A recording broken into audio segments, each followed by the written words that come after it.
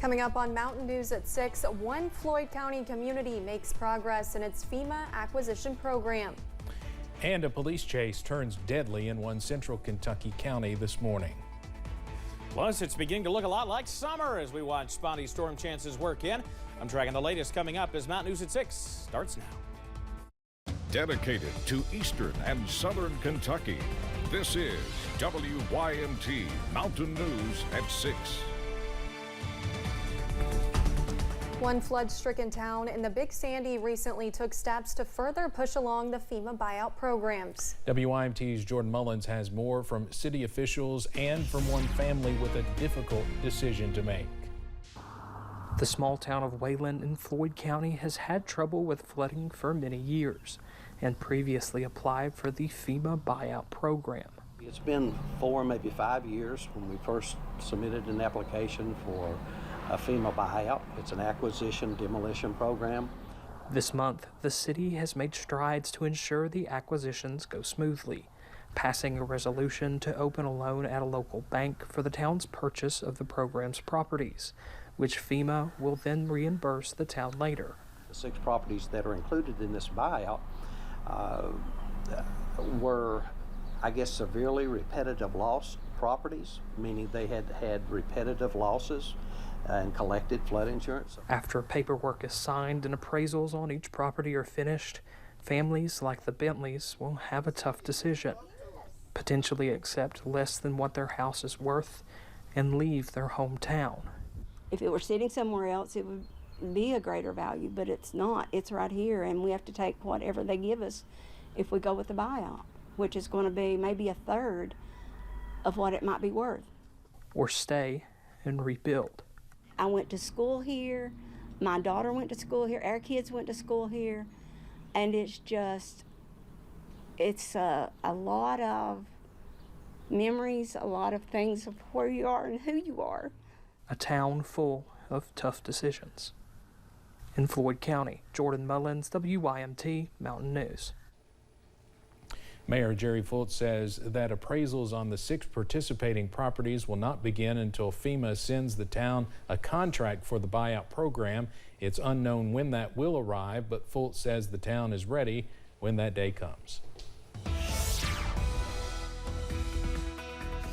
Seeing some sunshine outside right now. In fact, most of us are, but it's a few spots still seeing the potential for some pop-up showers and thunderstorms. Here's the view from downtown Pikeville, our Pikeville Medical Center camera, where it's 77.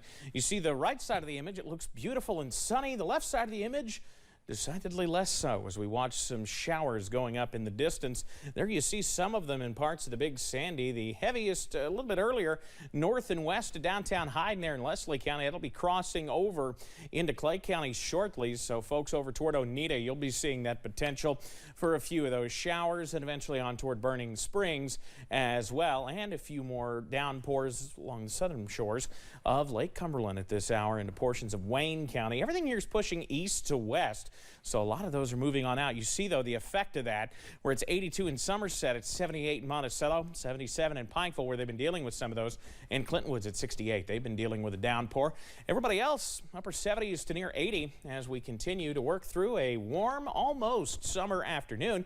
Dew points in the upper 50s to near 60. If you could feel it out there, it's not overly humid, though.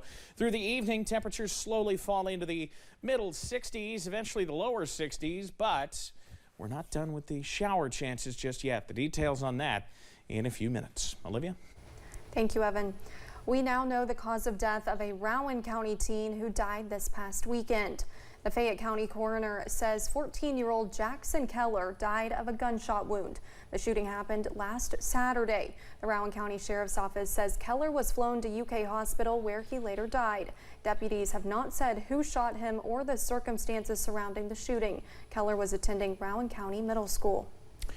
A weekend crash in Dickinson County, Virginia sent 2 people to the hospital. Officials with the Clintwood Fire Department were called to the intersection of Dickinson Highway and Crane's Nest Campground early Saturday morning. When crews arrived, they found one car on the shoulder and another in the middle of the road. One patient was flown out while another was taken to a local hospital by ambulance. No word on their conditions or identities at this time. The sheriff's office says Deontay Catlett was intoxicated and led police on a chase through Georgetown, eventually getting on US 25. They say deputies deployed spike strips but failed to stop the vehicle. After that, they say Catlett crossed the center line, hitting another vehicle head on. The collision killed the driver of that vehicle. Meanwhile, they say Catlett is now hospitalized in Georgetown but is expected to survive. He is now charged with second-degree manslaughter. Police agencies are supposed to have policies regarding chases. This from a state law passed 3 years ago that came from the result of a deadly DUI crash in Anderson County. The bill passed after Jill Hurst was killed when an intoxicated driver being chased by police crashed into her car. That crash was similar to the one that happened this morning in Scott County. Police say they were pursuing an impaired driver when that driver crashed into another car, killing its driver. It's devastating that it keeps happening. You know, our community has lost someone else because of an alleged choice that someone made to either consume alcohol or other drugs and get behind the wheel. We reached out to Jill Hurst's family today, and her mother said in a short statement that she is heartbroken for the victim in this morning's tragic accident. The Kentucky Sheriff's deputy who was shot and killed in the line of duty during a traffic stop will be laid to rest this week.